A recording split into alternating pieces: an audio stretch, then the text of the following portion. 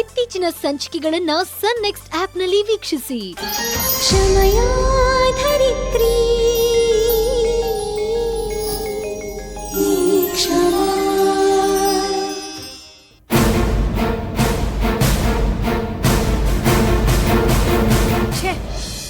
ನಾನಾಗ್ಲೇ ಗೋಪಮ್ಮಂಗೆ phone ಮಾಡಿ ಹೇಳಿದ್ದೀನಿ, ನನಗಿವತ್ತು ಮೈಗೆ ಹುಷಾರಿಲ್ಲ, ಕೆಲಸ ಮಾಡೋಕ್ಕೆ ಕಷ್ಟ ಆಗ್ತಾ ಇದೆ, ಬೇಗ ಬಾ ಅಂತ.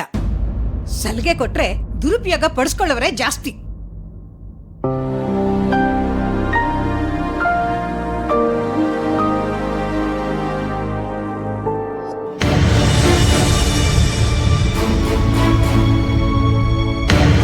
ಆ ಹಿಂಗ್ಸ್ ಬೇರೆ ಬೇಗ ಬಾ ಅಂತ ಫೋನ್ ಮಾಡಿದ್ಲು. ಇವಳು ಬೇರೆ ಮನೇಲೇ ಇದ್ದಾಳೆ, ಏನಂತ ಹೇಳಿ ಹೋಗೋದು? ಅತ್ತೆ, ಏನ್ ಯೋಚನೆ ಮಾಡ್ತಿದ್ದೀರಾ? ಯಾವಾಗ್ಲೂ ನನ್ ಬಗ್ಗೆನೇ ಯೋಚನೆ ಮಾಡ್ತಾ ಇರ್ಬೇಡಿ. ಕ್ಷಮಾ, ಏನೇನೋ ಯೋಚನೆ ಬರುತ್ತೆ ಕಣೆ. ಏನ್ ಮಾಡ್ಬೇಕು ಅಂತ ದಿಕ್ಕೇ ತೋಚ್ತಾ ಇಲ್ಲ. ಅತ್ತೆ, ನೀವೇನು ಮಾಡ್ಬಿಡಿ, ಸುಮ್ನೆ ಇರಿ. ಏನಾದ್ರೂ ದಾರಿ ನಾನೇ ಹುಡುಕ್ತೀನಿ.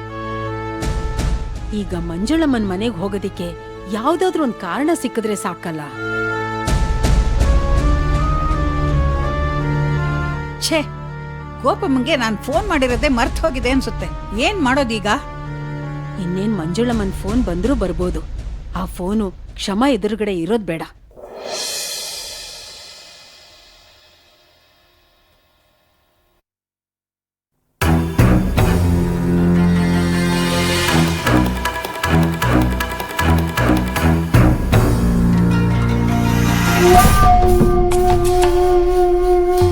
ಅತ್ತೆ, ಫೋನ್ ಯಾಕೆ ಇಲ್ಲಿಂದ ತಗೊಂಡೋಗಿ ಅಲ್ಲಿಟ್ರಿ?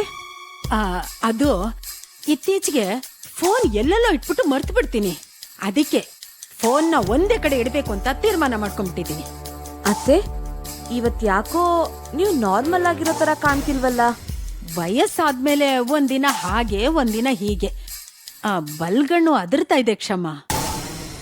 ಅತ್ತೆ, ಸರಿಯಾಗಿ ನಿದ್ದೆ ಮಾಡಿರಲ್ಲ, ಉಷ್ಣ ಜಾಸ್ತಿ ಆಗಿದೆ. ನಿಂಬೆ ಜ್ಯೂಸ್ ಮಾಡ್ಕೊಂಡ್ ಕುಡೀರಿ, ಎಲ್ಲ ಸರಿ ಹೋಗುತ್ತೆ. ಈಗ ಇಲ್ಲಿಂದ ಆಚೆ ಹೋಗೋದಿಕ್ಕೆ ಒಂದ್ ಕಾರಣ ಸಿಕ್ಕಿದ್ರೆ ಸಾಕಲ್ಲ.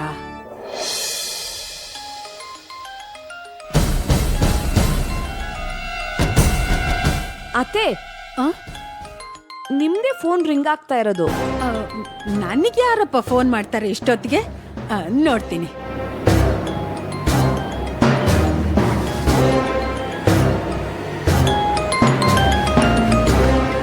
ಅಯ್ಯಯ್ಯೋ, ಮಂಜುಳಮ್ಮಂದೇ ಫೋನು.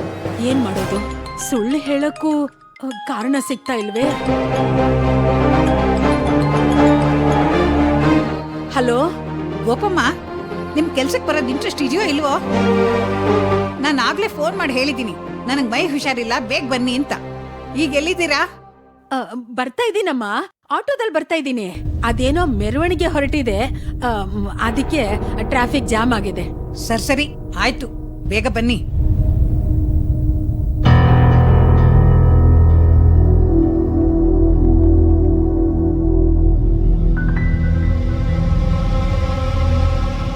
ಹುಷಾರಿಲ್ಲ ಹುಷಾರಿಲ್ಲ ಹುಷಾರಿಲ್ಲ.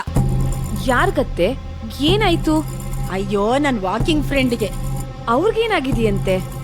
ಕ್ಷಮಾ, ವಯಸ್ಸಾದ್ಮೇಲೆ ಕಾಯಿಲೆ ಒಂದೋ ಎರಡೋ ಒಂದಕ್ಕೊಂದು ಅಂಟ್ಕೊಂಡೇ ಇರುತ್ತೆ. ಅದೇನಾಗಿದೆ ಅಂತ ನೋಡ್ಕೊಂಡ್ ಬರ್ತೀನಿರು. ಅತ್ತೆ, ಎಲ್ಲಿದೆ ಅವ್ರ ಮನೆ? ಅಯ್ಯೋ, ಮೊದ್ಲೆಲ್ಲಿತ್ತು ಅಲ್ಲೇ ಇರುತ್ತೆ. ಹೀಗೋಗಿ ಈಗ ಬಂದ್ಬಿಡ್ತೀನಿ. ಅತ್ತೆ, ನನಗ್ ಗೊತ್ತಿಲ್ಲದೆ ಇರೋ ಫ್ರೆಂಡ್ ಯಾರು? ಅವ್ರ ಮನೇಲಿ ಯಾರ್ಯಾರಿದ್ದಾರೆ? ಅವ್ರೊಬ್ರೇ. ಅಂದ್ರೆ ಅವ್ರ ಮನೇಲಿರೋರೆಲ್ಲ ಹೊರಗಡೆ ಹೋಗಿದಾರಂತೆ. ಹಾಗಾದ್ರೆ ಸ್ವಲ್ಪ ಗಂಜಿನಾದ್ರೂ ಮಾಡ್ಕೊಡ್ತೀನಿ, ತಗೊಂಡೋಗಿ. ಅಯ್ಯೋ ಕ್ಷಮಾ, ಈಗ ಅದಕ್ಕೆಲ್ಲ ಟೈಮ್ ಇಲ್ವೇ? ಅತ್ತೆ, ಏನ್ ನೀವು ಅವ್ರೇನೋ ಐಸಿಯುನಲ್ಲಿ ಇರೋ ತರ ಆಡ್ತಿದ್ದೀರಲ್ಲ. ನಿಮ್ ಗಾಬರಿ ನೋಡಿದ್ರೆ ನನಗ್ ಭಯ ಆಗ್ತಾ ಇದೆ. ನೋಡಿ, ಜೊತೆನಲ್ಲಿ ವಿಕ್ಕಿನೂ ಕರ್ಕೊಂಡು ಹೋಗಿ. ಅಯ್ಯಯ್ಯೋ ಬೇಡ, ಸುಮ್ನೆ ಅವನಿಗೆ ಯಾಕೆ ತೊಂದ್ರೆ? ನಾನು ಹೋಗಿ ಬೇಗ ಬಂದ್ಬಿಡ್ತೀನಿ. ಹಾ, ಜೋಪಾನ.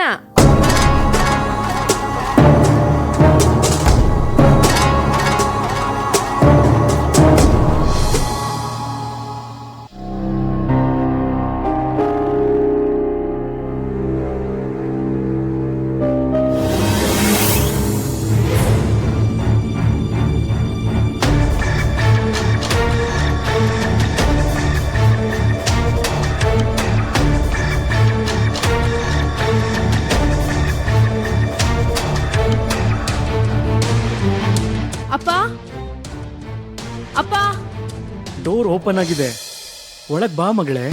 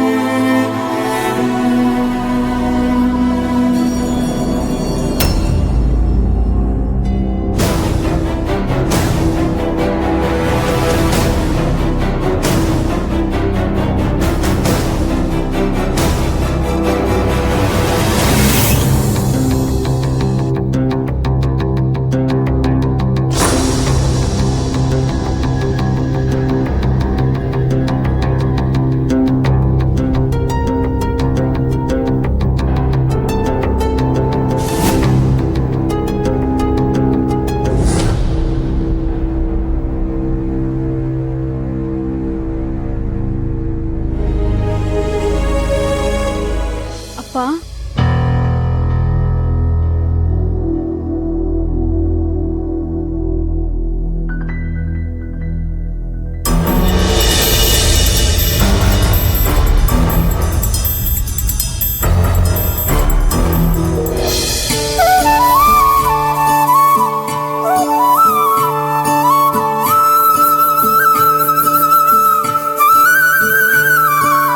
ವಿಶ್ವಾಸ್,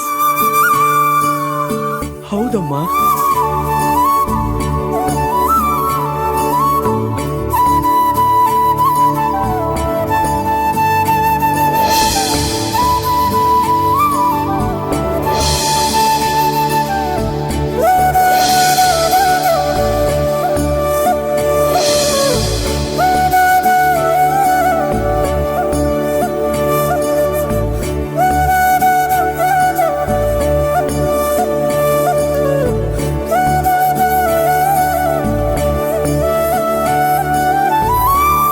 ಅಪ್ಪ, ಅಪ್ಪ.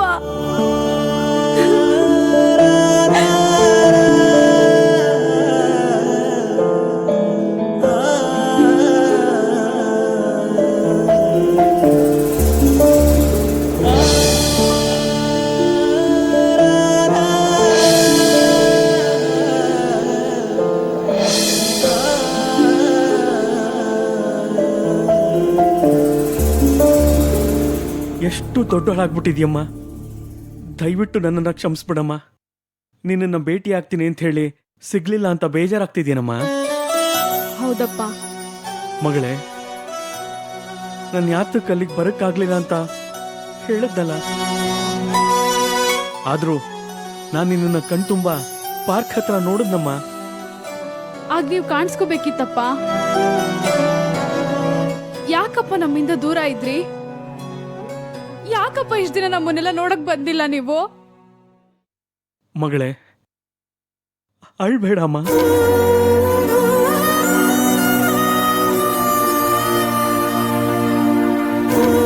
ಅಪ್ಪ, ಇನ್ ಮುಂದೆ ನನ್ನನ್ನು ಬಿಟ್ಟು ಎಲ್ಲೂ ಹೋಗಲ್ಲ ಅಲ್ವಾ?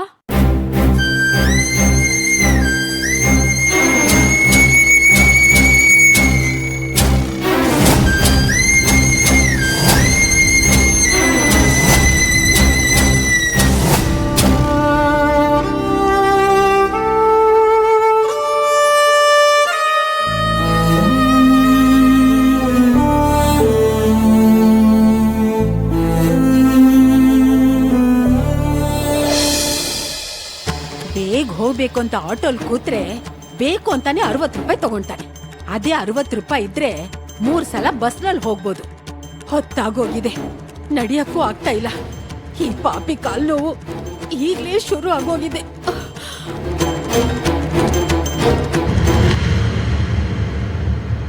ಛೇ, ಫೋನ್ ಮಾಡಿ ಹೇಳಿದ್ರು ಇನ್ನೂ ಬಂದಿಲ್ಲ.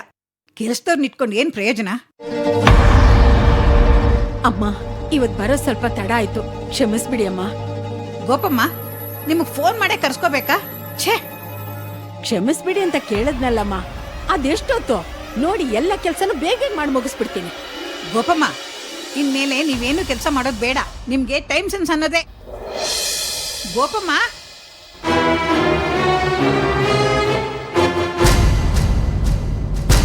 ಗೋಪಮ್ಮ, ನಾ ಮಾತಾಡ್ತಾನೆ ಇದ್ದೀನಿ, ನೀವು ಹಾಗೆ ಬಂದ್ಬಿಟ್ರೆ ಹೇಗೆ? ನೀವು ಪಾತ್ರೆ ತೊಳೆಯೋದೇನು ಬೇಡ ಬಿಡಿ. ನೀವು ಮನ್ಸಿಗೆ ಬಂದಾಗ ಕೆಲಸ ಮಾಡೋದಕ್ಕಲ್ಲ ನಾನು ಸಂಬಳ ಕೊಡೋದು.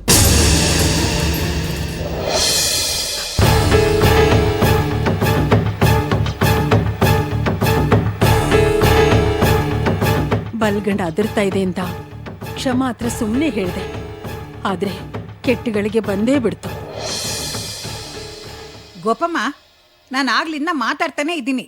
ನೀವು ಕೇಳಿದ್ರು ಕೇಳಿಸ್ದವ್ರ ತರಾನೇ ಇದ್ದೀರಲ್ಲ. ನೀವೇನು ಮನೆ ಒರೆಸೋದು ಬೇಡ, ಕೊಡಿ, ನಾನೇ ಒರೆಸ್ಕೋತೀನಿ.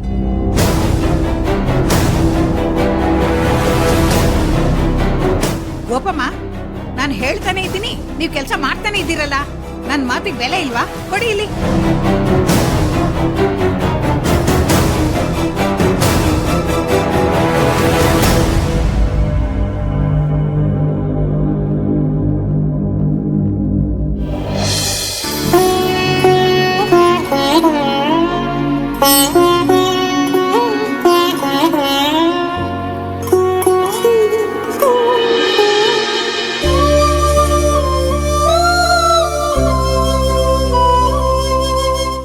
ಮಗಳೇ, ನಿನಗೆ ಈ ತಿಂಡಿ ಇಷ್ಟ ಆಗುತ್ತೋ ಇಲ್ವೋ ಗೊತ್ತಿಲ್ಲ.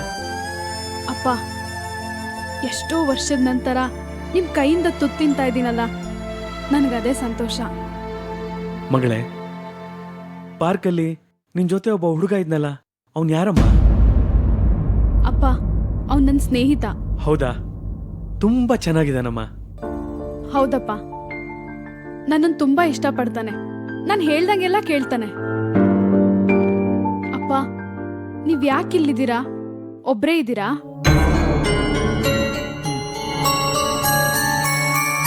ಒಬ್ಬನೇ ಇದ್ದೀನಿ. ಅದೇ ಯಾಕಪ್ಪ? ಅಲ್ಲ, ಏನ್ ನಿಮ್ ವೇಷ? ಯಾರಿಗೋ ಹೆದ್ರಿಕೊಂಡ್ ಬಚ್ಚಿಟ್ಕೊಳ್ಳೋ ಹಾಗೆ ಕಾಣ್ತಿದ್ದೀರಾ?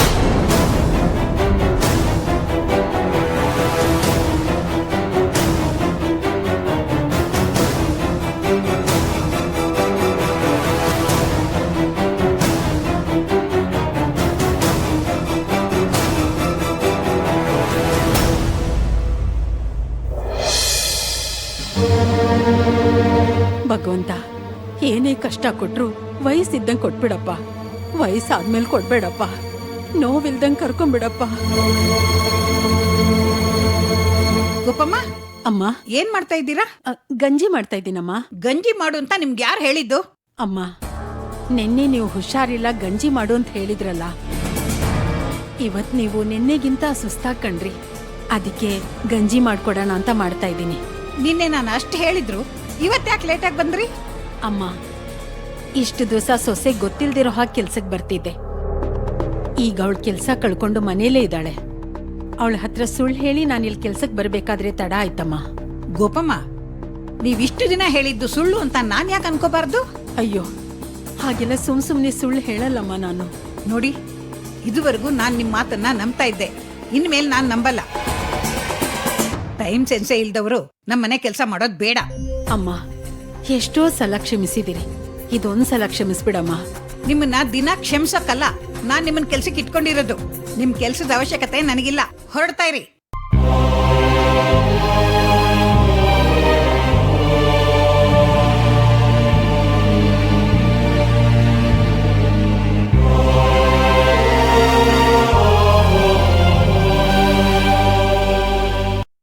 ಅಪ್ಪ, ನಿಜ ಹೇಳಿ, ನಮ್ಮನ್ನೆಲ್ಲ ಯಾಕೆ ಬಿಟ್ಟು ಬಂದ್ರಿ? ನೋವಮ್ಮ, ಹೇಳ್ಕೊಳಕ್ಕಾಗ್ದೇ ಇರೋ ನೋವು. ಅಪ್ಪ, ನನಗ್ ಗೊತ್ತು, ಅಜ್ಜಿಗೆ ನಿಮ್ ಕಂಡ್ರೇನೆ ಆಗಲ್ಲ. ಅಮ್ಮ ನಿಮಗ್ ಸಪೋರ್ಟೇ ಮಾಡಲ್ಲ. ಅದಕ್ಕೆ ನೀವು ಬೇಸತ್ತು ಮನೆ ಬಿಟ್ಟು ಬಂದ್ರಿ. ಅಪ್ಪ, ನಮ್ಮನ್ನೆಲ್ಲ ನೀವು ಅದೇ ಮನೇಲಿ ಬಿಟ್ಟು ಬಂದಿದ್ದೀರಾ ಅಂದ್ರೆ ಅಜ್ಜಿ ನಿಮ್ಮನ್ನ ವಿಷ ಹಾಕಿ ಸಾಯ್ಸೋಕ್ ನೋಡಿರ್ಬೇಕು. ಅಷ್ಟು ಕೋಪ ಇದೆ ಅವ್ರಿಗೆ ನಿಮ್ಮ ಮೇಲೆ.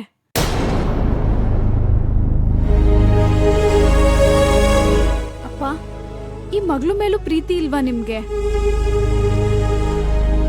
ಯಾಕಿಲ್ಲ ಅಮ್ಮ, ನಿನ್ನಲ್ದೆ ಬೇರೆ ಯಾರನ್ನ ಪ್ರೀತಿ ಮಾಡ್ಲಮ್ಮ? ನನ್ಗೆ ಅನ್ಯಾಯ ಆಗೋಯ್ತಮ್ಮ, ಅನ್ಯಾಯ ಆಗೋಯ್ತು. ಅದೇಪ್ಪ, ಯಾರಿಂದ? ಬೇಡ ಮಗಳೇ, ಯಾರಿಂದ ಅನ್ಯಾಯ ಆಗಿದೆ ಅಂತ ಈಗ ಚರ್ಚೆ ಬೇಡ. ಹೀಗ್ ನೀನ್ ಸಿಕ್ಕಿದೀಯಲ್ಲ ಅಷ್ಟೇ ಸಾಕಮ್ಮ. ಅಪ್ಪ, ಅಮ್ಮ ಯಾಕೆ ನಿಮ್ಮನ್ನ ಇವತ್ತಿಗೂ ನೆನ್ಪಿಸ್ಕೊಳಲ್ಲ? ಅಜ್ಜಿ ಯಾಕೆ ನಿಮ್ಮ ಮೇಲೆ ದ್ವೇಷ ಕಾರ್ತಾರೆ?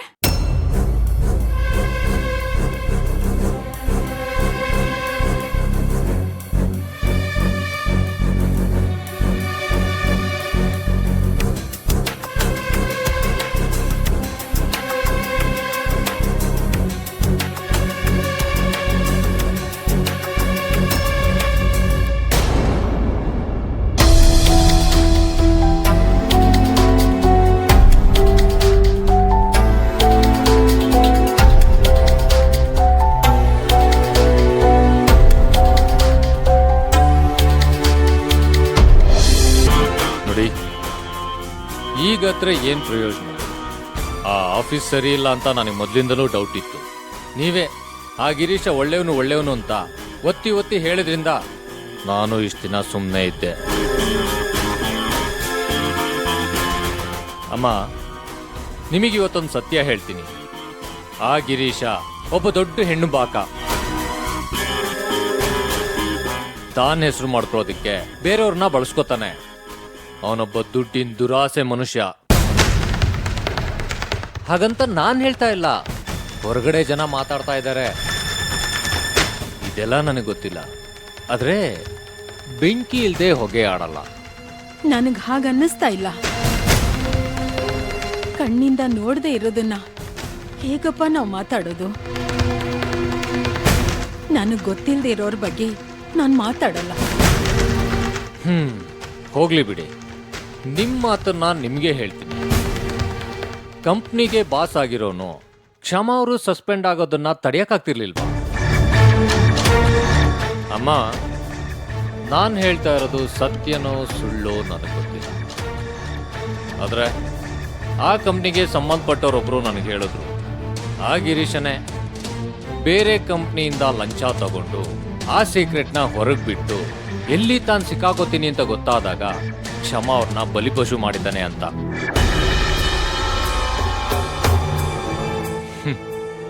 ಇನ್ನ ನಿಮ್ಗೆ ನಂಬಿಕೆ ಬರ್ಲಿಲ್ವೇ? ನನಗೆ ಹೇಗಪ್ಪ ಗೊತ್ತಾಗ್ಬೇಕು? ಅವಳ ದುಡಿಮೆ ಇಲ್ದೆ ಮನೆ ನಡೆಯಲ್ಲ. ಅವಳು ಅದೇನೋ ಎನ್ಕ್ವೈರಿ ನಡೀತಾ ಇದೆ, ಆಮೇಲೆಲ್ಲ ಸರಿ ಹೋಗತ್ತೆ ಅಂತಿದ್ಲು. ನೋಡಿ, ಈಗ ನಾನು ಹೇಳೋ ಮಾತನ್ನ ಅಪ್ಪಿ ತಪ್ಪಿನೂ ಕ್ಷಮಾ ಅವ್ರ ಹತ್ರ ಹೇಳಕ್ ಹೋಗ್ಬೇಡಿ. ಇಲ್ಲಪ್ಪ, ಅವಳಿಗೆ ಗೊತ್ತಿಲ್ದಿರೋ ಹಾಗೆ ನಾನೀಗ ಫೋನ್ ಮಾಡಿರೋದು. ಸರಿ, ಈ ಸೀಕ್ರೆಟು ನಿಮ್ಮ ಹತ್ರನೇ ಇರಲಿ. ಕ್ಷಮಾ ಅವ್ರು ಒಳ್ಳೆಯವರು, ಆದ್ರೆ ಆ ಗಿರೀಶನ್ನೇ ನಂಬ್ಕೊಂಡಿದ್ರೆ ಮತ್ತೆ ಆ ಕಂಪ್ನಿನಲ್ಲಿ ಆ ಕೆಲಸ ಸಿಗುತ್ತೆ ಅನ್ನೋ ನಂಬಿಕೆ ನನಗಿಲ್ಲ. ನನಗೂ ಅದೇ ಭಯ ಕಾಡ್ತಾ ಇರೋದು. ನಾನು ನಿಮ್ಗೆ ಅವತ್ತೇ ಹೇಳಿದೆ, ಆದ್ರೆ ನೀವ್ಯಾರೂ ಕೇಳಲಿಲ್ಲ. ಹೋಗ್ಲಿ ಬಿಡಿ, ಇವಾಗಾದ್ರೂ ಬೇರೆ ಕಡೆ ಕೆಲ್ಸಕ್ಕೆ ಸೇರ್ಕೊಳ್ಳೋದಿಕ್ಕೆ ಕ್ಷಮಾ ಅವ್ರು ರೆಡಿ ಇದ್ದಾರ? ಅವರು ನನ್ನ ಮಾತು ಕೇಳಿದ್ರೆ ಅವ್ರನ್ನ ನಾನು ಯಾವುದೋ ಲೆವೆಲಿಗೆ ತಗೊಂಡೋಗ್ತಿದ್ದೆ. ಆದ್ರೆ ಅವ್ರು ಕೇಳಲಿಲ್ವೇ? ನಿಮ್ಗೆ ನನ್ನ ಮೇಲೆ ನಂಬಿಕೆ ಇಲ್ಲ ಅಂದಮೇಲೆ ನಾನೇ ತಲೆ ಕೆಡ್ಸ್ಕೊಬೇಕು? ಅಯ್ಯಯ್ಯೋ, ಹಾಗೇನಿಲ್ಲಪ್ಪ, ನಾನು ನಿನ್ನ ನಂಬ್ತೀನಿ. ಅಮ್ಮ, ನೀವು ನಂಬೋದಲ್ಲ, ಕ್ಷಮಾ ಅವ್ರನ್ನ ನಂಬೋ ಹಾಗೆ ಮಾಡಬೇಕು. ಈ ವಿಷಯದಲ್ಲಿ ನನಗೆ ಬೇಜಾರಾಗಿದೆ ಅಂತ ನಾನು ಸುಮ್ಮನೆ ಇದ್ಬಿಡ್ತೀನಾ? ಬರ್ತೀನಿ, ನಿಮ್ಮ ಮನೆಗೆ ಬರ್ತೀನಿ.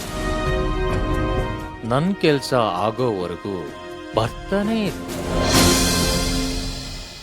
ಕ್ಷಮಾ ಅವ್ರಿಗೆ ಬೇರೆ ಕೆಲಸ ಹುಡುಕದ, ಇಲ್ಲ ಬಿಸ್ನೆಸ್ ಮಾಡೋದಕ್ಕೆ ಬೇರೆ ರೂಟ್ ತೋರ್ಸೋದ, ಏನಾದರೂ ಒಂದು ಯೋಚನೆ ಮಾಡ್ತೀನಿ. ನೀವು ಧೈರ್ಯವಾಗಿರಿ. ಆಯ್ತಪ್ಪ, ಹಾಗೆ ಆಗ್ಲಿ.